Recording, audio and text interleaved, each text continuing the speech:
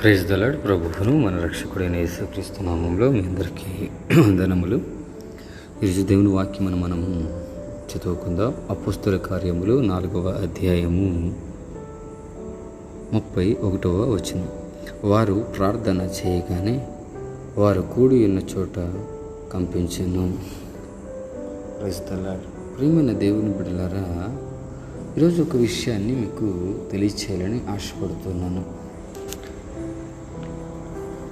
ఎంతమంది అయితే వారి యొక్క ఇబ్బందుల చేత, వారి ఎరుకుల చేత దేవుని సన్నిధిలో ప్రార్థన చేస్తూ ఉన్నారో వారందరి ప్రార్థన దేవుడు అంగీకరిస్తూ ఉన్నాడనే సత్యాన్ని మీకు జ్ఞాపకం చేస్తున్నాను.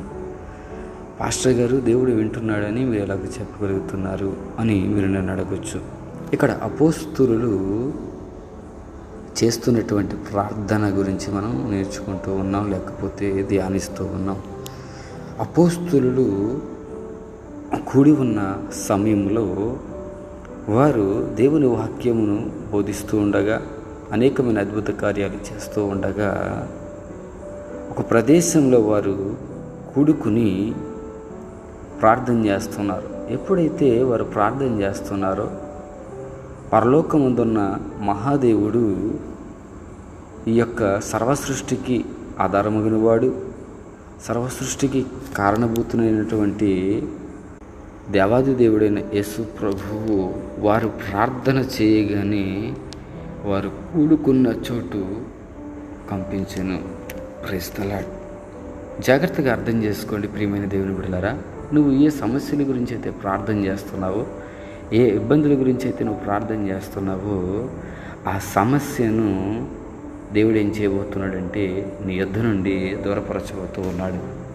నీ యొద్ద నుండి దానిని ప్రార్థనబోతూ ఉన్నాడు. ఎందుకు ఈ మాట చెప్తున్నానంటే, నీ ప్రార్థన ప్రభు సన్నిధికి చేరినప్పుడు దేవుడు కార్యమును చేయడం మొదలు పెడతాడు. అనేక మంది భక్తులు వారి విజయాలకు కారణం ఏమిటి అని అడిగినప్పుడు వారు చెప్పినటువంటి ఒకే ఒక మాట ప్రార్థన.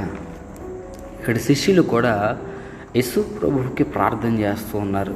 ఈరోజు దేవుని యందు విశ్వాసం ఉంచి దేవుని మందిరానికి వెళుతున్నటువంటి నేను కూడా ప్రార్థన చేసినప్పుడు ఆ ప్రార్థన ఆలకించి ప్రార్థనకు తగిన ప్రతిఫలము దేవుడు ఇవ్వడానికి ఇష్టపడుతూ ఉన్నాడు. అయితే నీకు వచ్చిన కష్టాల నుంచి, నీకు వచ్చిన ఇబ్బందుల నుంచి నువ్వు ప్రార్థన చేసే వ్యక్తిగా ఉన్నావా, లేకపోతే ప్రార్థనను తృణీకరించే వ్యక్తిగా ఉన్నావా? ఎవరైతే ప్రార్థన చేస్తారో వారి జీవితాల్లో దేవుడు ఏం చేస్తాడంటే ఉన్న శ్రమలను కంపింపజేస్తాడు. అంటే అది నీ దగ్గర లేకుండా ప్రార్థనడానికి ఇష్టపడుతూ ఉన్నాడు.